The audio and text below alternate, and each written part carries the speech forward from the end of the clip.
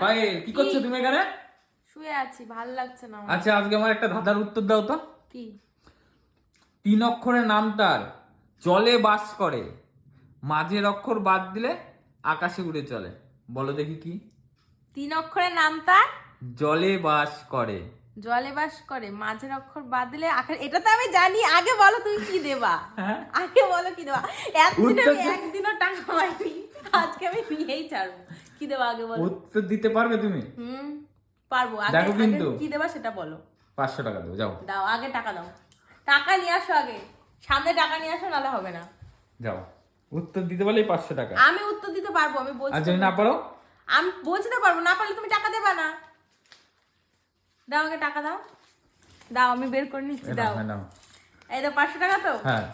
উত্তরটা আমি পারবো না, টাকাটা আমি দেবো না। না না না না না, গাইস, এটা তোমরা বলো, এটা কি ঠিক?